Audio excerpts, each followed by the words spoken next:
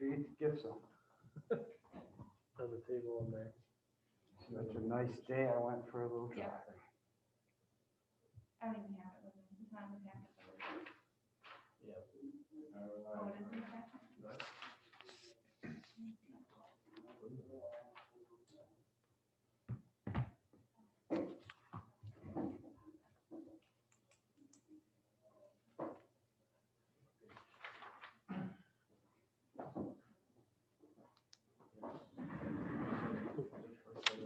I went down to the page. So, ready? Yep. All right, so we'll call the MCIDA Governance Committee to order. We don't need a motion for that, do we? No? All right, and the only business that we have on the governance for today is the budget and financial plan for 2021. Correct. And there's just on there, Ken, it says 2020. I see Yeah, that. I just saw that. I caught that one, Bob. Yeah. Oh. Good man. He trained me well. So this is the proposed budget. Ken, Sheila, do you guys want to walk through it for us? Sure, so the format is laid out for what we need for the Paris report. So, if you go through it, we usually list actual for 2019, the current year as of September, because we're usually in October when we're doing it. And then we have to go out 4 years, including next year's. So pretty much each of the lines stay the same. We have increased the revenues for our projects, so the rental revenues you'll see increase, that is the agency fees revenue.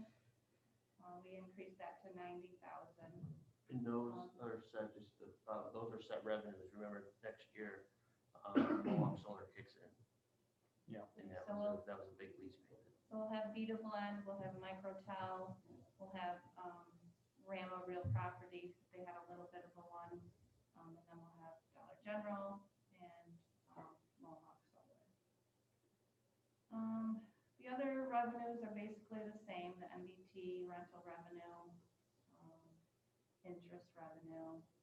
We don't have any outstanding grants or upcoming grants that, we have written or are aware of right now, so you'll see those at 0. Expenditures, on the second page there, it includes our salaries, our county administration fees, professional fees. You'll see in 2019, our professional was at 2 million. That was for the road widening. Those expenses. So we just put professional fees at 20,000 for the upcoming budgets, just for engineering, things like that we have outstanding, because we don't have any other outstanding contracts at this point. And then the other ones are just pretty basic expenditures.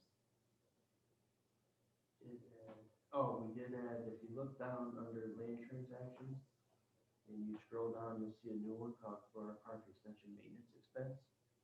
We built that road, so we're gonna contract, talk to Supervisor Mead from the town of Florida.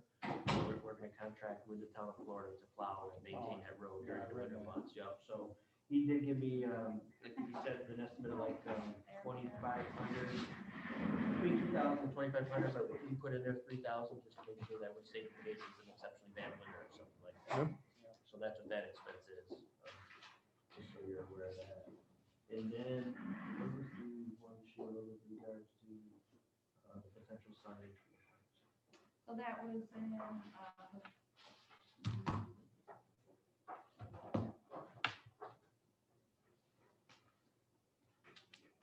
put it in marketing. Okay. Yeah. And I was, Yeah, the 10,000 in the marketing. and what we did is, we were looking, we have a small sign there now, but you really can't see it from the road for the Florida Park. And I think you guys are all familiar, if you look at the Fulton County Airport sign that they just did recently, and then if you look at the Tryon Technology Park, they've got, real nice internally lit signs. What we would like to do is do them for both the Florida Park and the Florida Park Extension. And basically what it would be the logo, Florida Business Park Extension, and probably something stronger would be the tagline. So we're gonna go out and get quotes on that and then bring it back to the board at a later date. But those expenses would be incurred in 2021, so. And what was the decrease? What did we do in marketing expenses that was so much in 2019 that we decreased it? That would So that would be the the contract with the Empire Empire Solutions. Solutions. Okay, But what we do want to do with them, Perfect. You're doing more of that in-house now, right? we can do more of that in-house, Bob, but what we'd like to do is at least put them on a retainer basis, because there would be some things that may pop up through the course of the year where we could utilize You their may need them services just for that specific quickly, thing. yeah. So and that 10,000 is enough to do both of those things? the 10,000 is not gonna be enough to do both, Chair, because we're getting some figures potentially on the signage, and you're potentially looking anywhere from 8,000 to 10,000 per sign. Okay, So, but we can adjust the budget when we come back to you with some real hard Okay. numbers on that. And then nothing changed, salary and wages, as I discussed with you guys, that also need to stay this year from last year. It just looks different because the 2020 is up to date. 22 September.